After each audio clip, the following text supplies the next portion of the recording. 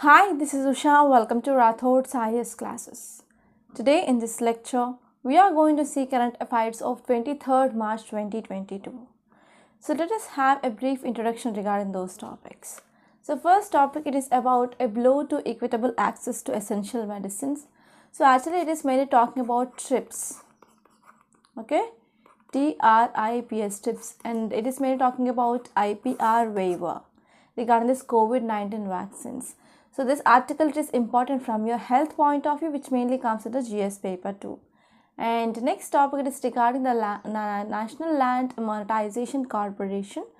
So this topic it is important from your polity, which mainly comes under GS paper too. And next topic it is regarding hypersonic weapons. So this topic it is important from your science and technology. And next topic it is regarding recycling heat of data centers. So your recycling of heat will be especially useful to achieve targets of decreasing of carbon dioxide emissions. So this topic is important from your environment and ecology. And last topic we are going to discuss it is about MCD Reunification Bill. So this topic is important from your polity. So apart from these 5 topics, we are going to discuss number of topics that are mainly seen in our Hindu newspaper PDF at last. So let us try to see today's quote. Never regret a day in your life. Good days give you happiness and bad days, they give you experience. You should not regret a day in your life because every day is not a good day, every day is not a bad day, right? So that good days, they will give you some happiness, but the bad days, they will give you experience. So if you're having experience, then you're not going to repeat the same things, right? So first topic, it is regarding TRIPS, right? So title says that a blow to equitable access to essential medicines. So here, now let us try to talk about this topic. So this will be important from your health, and even we are talking about TRIPS. So this is also important from your economy point of view, which mainly comes in the GS paper 3 as well. So as you all know, this COVID-19 entered into our lives. So as at the height of the COVID-19 pandemic in October 2020, and at that time there were many concerns which are mainly there about affordable vaccines, medicines, and even other medical products which are mainly to deal with this COVID-19. So at the time in 2020, India and South Africa, they tabled a proposal in WTO, that is World Trade Organization, seeking a temporary waiver for the products which are mainly useful for this COVID-19 control. So there were certain obligations under this TRIPS. Okay, so under this TRIPS, so here India and South Africa, they mainly tabled some proposals in WTO, and they are mainly seeking for temporary waiver. So their contention was that the application and enforcement of intellectual property rights, they were hindering or potentially hindering timely provisioning of affordable medicine products to the patients. Actually, what happened, the patients were suffering from this COVID-19, so they need some medicines and even some diagnostic equipments to test regarding this COVID-19. So this application for this waiver, it is mainly for enforcement of this intellectual property right. So because this intellectual property right, what happens, so because of this IPRs, it mainly hinders for potentially time provisioning for the affordable medical products for the patients. So therefore, there was some argument regarding rapid scaling up of manufacturing globally. So whenever we are increasing our manufacturing, then what happened, that will be helpful to address timely availability and as well as affordability of medical products, okay, to all the countries in need. So at that time here, IPRs, they must be waived for at least a year. So this is the one proposal. So after submitting this proposal, India and South Africa, they had taken a firm position that when the lives are at stake, so these products should be treated as global public goods.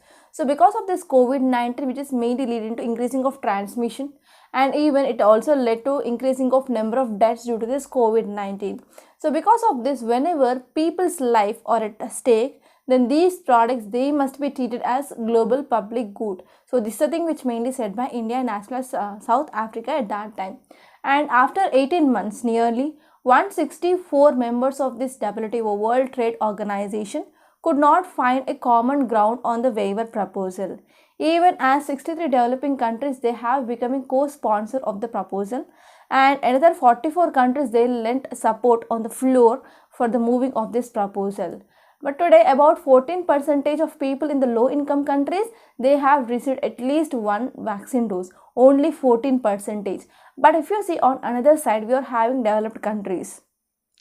So these developed countries they already got the say 2 doses, and even they are focusing on the booster dose as well. Okay, so now why it is in news? Because again there is increasing of cases in China. Okay, so because of this, it is one of the warning to global community that the threat from this COVID-19 had not over and it still remains. So if you say context, the proposal was taken up at WTO negotiations in 2020, and this proposal it is made to waive this intellectual property rights, especially by these Western countries on the vaccines, therapeutics, and as well as diagnostics for COVID-19. But now, as of now, here they said that they are going for waiver only for COVID-19 vaccine, but not medicines or any other diagnostics. So if you say background, so India and South Africa, they had jointly sponsored a proposal in October 2020, and they said that several low and as well as middle income countries they do not get the vaccines. Okay, so because of this we need to go for waiver for this vaccine protection and even some medicines and as well as some technology for this COVID-19. So if you see what is the issue, a small group of these WTO members they are discussing regarding suggestions to exclude drug manufacturers in India and as well as China, because these two are major global suppliers of medicines. Okay, so from this perspective, waivers of this intellectual property rights results from these trips which WTO members are committed to uphold. So apart from that, if these manufacturers of India and China they were mainly avoided or they are mainly excluded, means then what happens? So that will be loss for the Indian manufacturers. And even as we all know, in this pharmaceutical industry, India which is mainly doing very good, right? So in this context, what is the need of our? So the need of our here is we need to focus on supply chain constraints. So what are the reasons for this supply chain constraint? And we need to go for IP barriers, and we need to focus on manufacturing of vaccines, therapeutics, and as well as diagnostics, which are very much essential for prevention, treatment, and control of this ongoing pandemic. So this will be very, very important, because again the number of cases in the Southeast Asian countries that had been increased. Right, and if you're talking about some facts regarding this, what is the TRIPS agreement? So this TRIPS agreement, it was negotiated in 1994 at WTO, and it mainly requires all its signatory countries to enact a domestic law. So this law which mainly guarantees minimum standards of IP protection, okay, and they are focusing on legal consistency, and it mainly enables innovators to monetize their intellectual property in multiple countries. And in 2001, here WTO, World Trade Organization, which mainly signed this Doha Declaration, and in this Doha Declaration, which mainly clarified that in a public health emergency, government should compel companies to license their patents to manufacturers.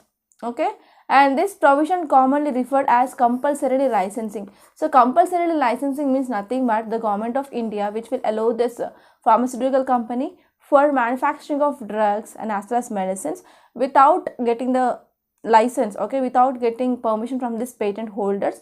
Okay, so that is called as compulsory licensing. So now let us try to talk about next topic. It is regarding the National Land Monetization Corporation. So this article, it is important from your polity point of view, which mainly comes under GS paper 2.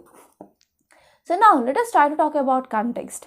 So if you see context, it mainly says that recently on March 9th, our Union Cabinet, which mainly approved for the creation of the National Land Monetization Corporation.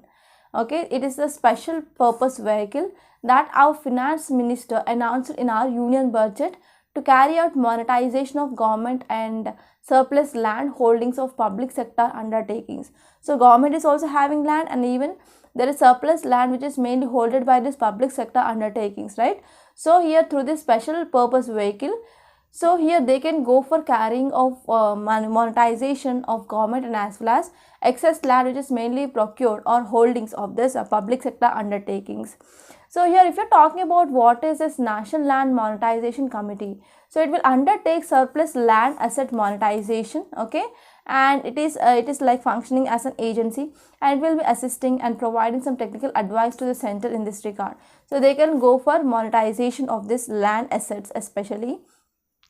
And here the National Land Monetization Committee, which mainly announced with the initial authorized share capital of rupees 5,000 crore, okay, and it will also contains a board of directors. Board of directors, they are like senior central government officers, okay. So it is regarding this National Land Monetization Corporation, and we will be having chairman, okay, we will be having non-government directors as well, and they will be appointed based on the merit based selection process. And here this National Land Monetization Corporation, that will hire professionals from the private sector, just as the similar in the case like specified government, specialized government companies like National Investment Infrastructure Fund and Invest India. So from those companies from the private sector also, here it will go for hiring of professionals. So what will be the benefit? So it will helpful mainly for the productive utilization of land, underutilized assets, okay. So whatever the surplus land is there, so it is underutilized, so we can go for productive utilization of this underutilized assets, and we can trigger private sector investments and new economic activities. It will also boost local economy and will be also generating financial resources as well. Here National Land Monetization Corporation, it also expected to own, hold, manage and monetize the surplus land and as well as building of assets of this center public sector enterprises, okay, which are under verge of closure or anything which is mainly losses which mainly happen in that.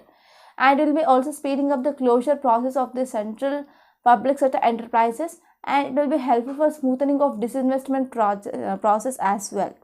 And if you're talking about challenges, so there are some key challenges that we are facing in this corporation, that is lack of identifiable revenue system, okay, regarding some particular land assets, and even there is no dispute resolution mechanism, and if there is any violation, there is lack of clear titles and low interest among investors in this remote land areas. So these are some important challenges. And now let's try to see next topic. It is regarding hypersonic missiles or hypersonic weapons. So this article is important from your science and technology, which mainly comes under GS paper 3. So actually these hypersonic weapons, they are maneuverable weapons and they can fly at a very high speed, that is Mach 5. Okay, so Mach 5 is nothing but 5 times the speed of sound. So if you consider Mach 1, it is a speed of sound. So it is like Mach 5, that is 5 times the speed of sound. And if it are any vehicle or any weapon which is mainly moving with a speed which is less than Mach 1, okay, so there are different classification like subsonic, supersonic, hypersonic, like that, based on the speed. So hypersonic weapons, they can travel within atmosphere and they can maneuver midway, which combined with their high speeds make their detection and as well as interception extremely difficult. So what is the advantage of this hypersonic missile? So whenever they are moving in atmosphere, so they will be moving with a very higher speed. So because of this, detection and as well as interception is very difficult regarding this hypersonic weapons. And this means that radars and air defense, they cannot detect them efficiently. And these hypersonic missiles, they belong to a new class of threat because they are capable of both maneuvering and as well as flying very much faster, right? And the speed here is more than 5,000 kilometers per hour, right? And if you're talking about types, you're having generally two types of this hypersonic missiles, that is hypersonic cruise missile, hypersonic glide vehicle. So if you're talking about this hypersonic cruise missiles, they are the ones that use rocket or jet propellant, okay, they mainly use this rocket or jet propellant through their flight, and they are regarded as being just faster versions of existing cruise missiles. So whatever the missiles that is present now, that is cruise missiles that are present, so in this cruise missiles we are having a very high speed variant, they mainly comes under this hypersonic cruise missile. And next type of this hypersonic missile here is hypersonic glide vehicle. So these missiles, they first go up into atmosphere on a conventional rocket before being launched towards their target. So this is some difference between this hypersonic cruise missiles and as well as glide missile. So glide vehicle will be using some conventional rocket before mainly launched towards the target. So if we're talking about applications of this hypersonic missile, so this hypersonic technology developments, they are mainly backdrop of growing US, they are mainly the backdrop of growing US-China rivalry and a year-long standoff with Indian forces in eastern Ladakh region. And this system, which is mainly operating at a very high speed, so this will be helpful for developing of defense system at these speeds as well. And next topic is regarding recycling heat of data centers. So this article is important from your environment and ecology. So if you see context, mainly says that recently Microsoft, which mainly partnered with Fortum, okay, Fortum, it is a Finnish energy company to heat homes, services and business in Finland, and they are mainly focusing on sustainable waste heat from the new data center. From the data center, the heat will be released, so that heat will be mainly processed for the sustainable waste management of this heat, right? So if you're talking about details, it mainly says that actually this data center, which is a physical facility, okay, and this facility which mainly uses to store a large amount of critical applications data, processing of data, and as well as disseminating to the users. So this data center is nothing but a facility, so in which we are going for storing of data, and we are going for critical applications of data and the processing of data, and also we are going for disseminate them to others as well. So it is mainly designed based on a network of computing and storage resources, and this data center which mainly enables delivery of shared applications and data.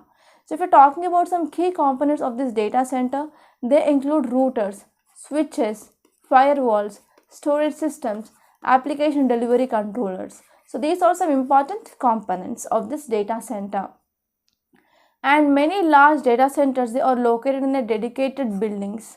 Smaller data centers, they may be situated in specially designed rooms within a building which mainly constructed to serve many multiple functions. So if you're talking about these data centers, they will be like big and small.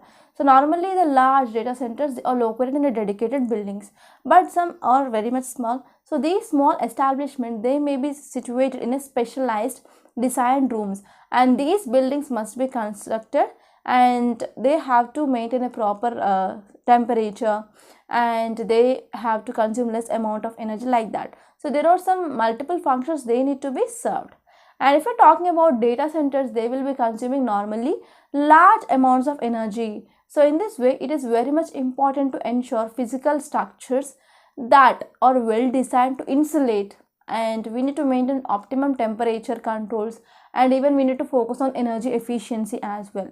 So if you're talking about this global cyber security firm, Kaspersky estimates that over 75% of data centers electricity becomes waste heat. So whatever the energy which is consuming, like 75% will become waste. Especially in winter, these data centers, they can provide heating up to about 85 degrees Fahrenheit with better energy efficiency, okay, than when we are comparing with a heat pump in a new house. So according to Microsoft, whenever they are going for this recycling of this waste heat, that will be helpful especially to reach their carbon dioxide emission reduction targets, okay. And this heat recycling system, that can provide clean heat to homes, businesses and public buildings in this area, that can reduce up to 4 lakh tons of carbon dioxide emissions annually. So it is an estimation according to this Fortum, okay. So this is just of this topic. And now let us try to see next topic. It is regarding Union Cabinet approves MCD Reunification Bill. So this topic, it is important from your polity point of view, which mainly comes under GS paper 2.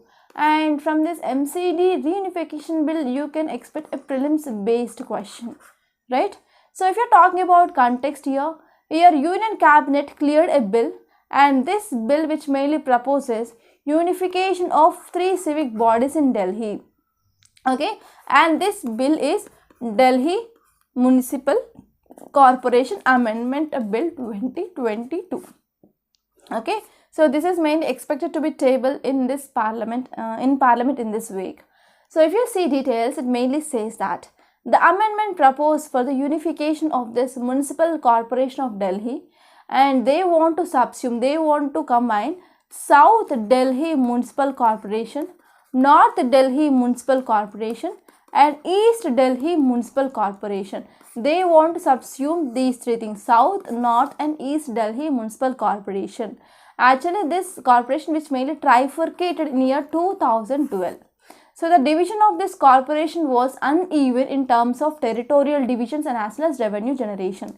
So why they want to go for subsume now? Because there is the division which is unequal regarding territorial division, and even there is unequal revenue generation from each and every organization.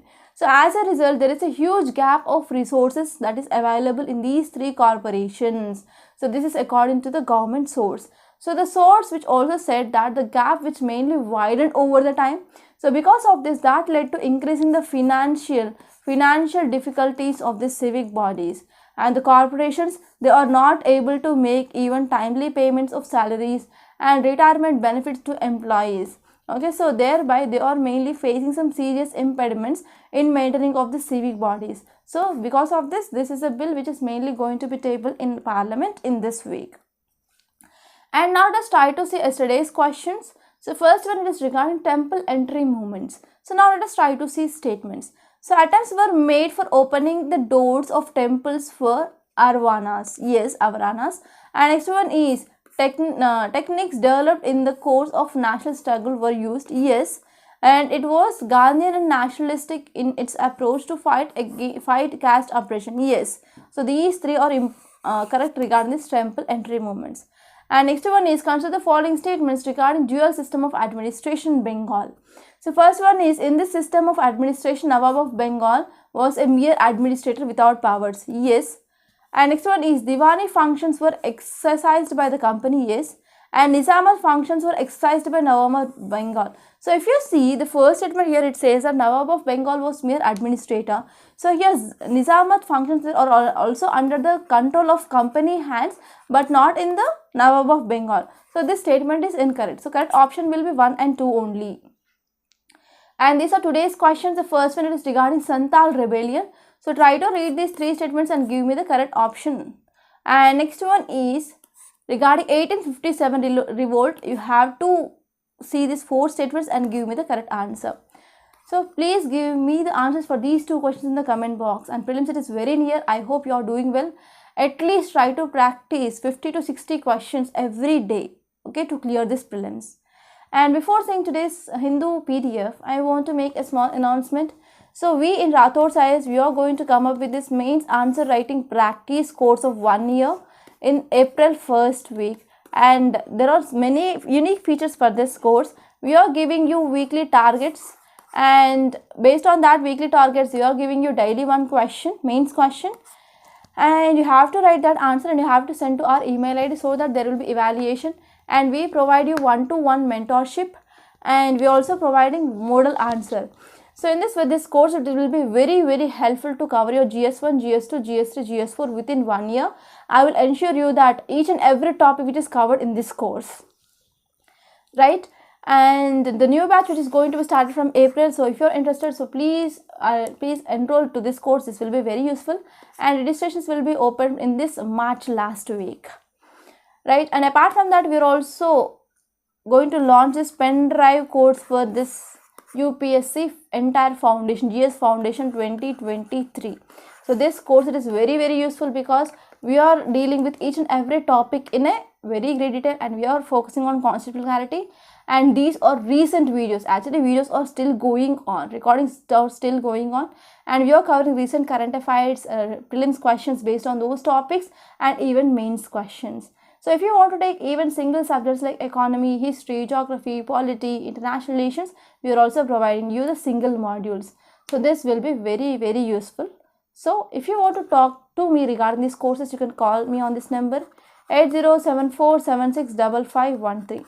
And if you want to watch demo videos of these courses, you can visit our Rathod IAS Academy website. There you have to register with your email ID, and then you can watch 3 demo videos without paying a single penny. So after watching those videos only, you can go for payment. Okay. So now let us try to see today's Hindu newspaper PDF. So before that, if you want to get this PDF of today's lecture, you can join the Telegram channel. Link is given in description box. So now let us have a look over today's Hindu PDF. So date here is 23rd March 2022 and it is Delhi edition. So first topic it is regarding fuel price hike sparks uproar in parliament. So what happened? Again the price of diesel and petrol and even LPG cylinder cost which mainly increased. Okay. So what happened? Actually 4.5 months onwards there is some freeze on this fuel prices. And it is also increased in the 5 states. Actually we also saw that assembly elections in the 5 states. And India's oil marketing companies, they began recovering the higher crude oil cost in the recent months actually, and now there is increasing of price. So if there is price of this crude oil and as well as petrol, diesel and LPG which is increasing, means that will be having negative impact on our economy and that will lead to inflation. And if you see here, there is one article that is Ukraine crisis has global implications. So here Russia, which is mainly accused for promoting of the law of jungle and which is mainly carrying out some massive attacks against this rules-based international system. So this is a thing which mainly said by Austrian foreign minister. Okay, so you have to know about what will be the impact of this Ukraine crisis on the globe, that is on the each and every country. So already we discussed that, so you can go for revision of that topic. And next topic is regarding MC reunification bill. I discussed that. And here you can see one more article, that is anti-conversion bill which mainly cleared. Okay. Haryana Assembly which mainly passed this Haryana Prevention of Unlawful Conversion of Religions Bill 2021. So you have to revise this bill. Already we discussed this topic. And if you move further here, you can see Air Quality Commission warning to 11 thermal plants. So what happened? The commission for this air quality management in this national capital region and adjoining areas, it mainly warned about 11 thermal power plants within 300 kilometers of various radius of Delhi. Okay, so it mainly said that whatever the biomass which is mainly used as fuel, it is mainly increasing this pollution. So this is the thing which mainly said by this Air Quality Commission. And now let us try to see some more articles. You can go to the states page. Here you can see about one article regarding this Mullaperiyar Dam. So actually this Mullaperiyar Dam, which is mainly seen in this news for since last 6 months. So actually Kerala tells Supreme Court that it is a 126-year-old dam and it is lies in the seismic zone 3. Okay, Kerala which mainly blamed Tamil Nadu in Supreme Court of not installing critical instruments at this Mullaperiyar Dam. Actually because this Mullaperiyar Dam, which is mainly located in this seismic zone 3. So the state of Kerala has been persistently requesting the state of Tamil Nadu to install 2 seismic accelerographs which mainly recommended by this dam safety assurance rehabilitation project. Okay, but this is not yet done. So this is one cause of concern. So you have to know about some facts regarding this Mullaperiyar Dam and you have to open your map and you have to locate where is this dam which is located, right? And if you move further, you can see this editorial page now. So in this editorial page, I discussed about this essential medicine and you can read this Indian Legislative Services. So here actually you know that there are 3 organs of our state. For example, we have legislature, we have executive, we have judiciary. So for all these things, we are having checks and balances, right? So one power should not be exceeded, right? So because of this, we are having some checks and balances. You have to refer about this checks and balances. That nothing is there in this article. And if you move further in this text and context, I discussed about this National Land Monetization Corporation. I discussed about this hypersonic missiles. I discussed about this data centers as well, right? And if you see here, you can see Supreme Court clarifies on BS6 vehicle registration. So Supreme Court, which mainly permitted for the registration of this BS6 light and heavy diesel vehicles, and it mainly used for the public utility and as well as essential services. So here you need to know about this BS norms. Okay, and now if you see further, you can see one article, that is report lays stress on digital skills training. So actually recently one report released. The report here is building digital skills for changing workforce. So it mainly said that about 27.3 million workers who are mainly representing 7% of this country's workforce, they need to upgrade their digital skills training. Okay, by the next year they need to go for upgrading of skills, and there is demand for skills and as well as cloud related skills which are becoming more accurate during this pandemic. So this is the details which is mainly given by this new report. Okay, and we need to focus on digital skills training. Okay, because about 95% of workers in India, they need this more digital skills, so that will be helpful mainly to cope with the changes in their job. Okay, so this is about this report, and if you see further, you can see most of the Ganga clean claims this Jal Shakti ministry. So this article, which is mainly saying that water clean enough for bathing and capable of supporting river ecosystem. Actually, across this river Ganga, so there are number of tourist pilgrimage sites are there, and there are number of industries are there. They started releasing the waste into this Ganga river, and that led to severe pollution in this river Ganga. So because of this, government came up with this clean Ganga project, and now here Jal Shakti ministry, which mainly says that the water quality of this Ganga was clean enough. Now we can go for safe bathing in this water, and is also capable of supporting this river ecosystem as well. Okay, and it also said that dissolved oxygen, DO, dissolved oxygen, which is indicator of river health, which is mainly seen in acceptable limits now. So it is mainly reaching this bathing water quality criteria as well. So here we need to know about what is this BOD, that is biological oxygen demand. So let me know what is this BOD in the comment box. And if you move further, you can see new sanctions on Chinese officials by US. So US Secretary announced that new visa restrictions that are imposed on these Chinese officials, okay, for their actions to repress ethnic and as well as religious minorities, both inside and as well as outside the country. So here there are some issues regarding human rights violation against this Uyghur community. Okay, Uyghur community people who are the Muslim minority, they are mainly living in this Chinese region. So we have to refer about this Uyghur Muslims as well. Right, and if you move forward, you can see one article that is Fitch cuts India's financial year 2023 growth forecast to 8.5 from 10.3. So actually Fitch it is one of the credit rating agency. So credit rating agency which made it lowered 2020 to 2023 growth forecast for India. Okay, it is like 8.5. Earlier it mainly said that it will be like 10 point, and now it downgraded to 8.5% because we can see there is oil crisis that we are facing, and even there is high prices of oil and even high commodity prices which is mainly seen. Okay, so because of this, here there is downgrading of India's growth estimates from 10.3 to 8.5%. And here you can see one article that is government raises minimum support price for the jute. So here you need to know about what is this minimum support price, that is MSP, and you have to know about Cabinet Committee on Economic Affairs, and you have to know about CACP. Okay, so this is very important. Actually our servants are already discussed about this minimum support price concept in very detail in our weekly economy, so you can watch those lectures to get the conceptual clarity. So these are some important articles that appeared in this today's newspaper. I hope you enjoyed this lecture. Please subscribe to Rathod's IAS Academy, and if you really like the video, please hit the like button, and if you don't like the video, so please hit the dislike button. And before hitting this dislike button, so let me know your suggestions in the comment box. So by this I'm concluding. Thank you so much.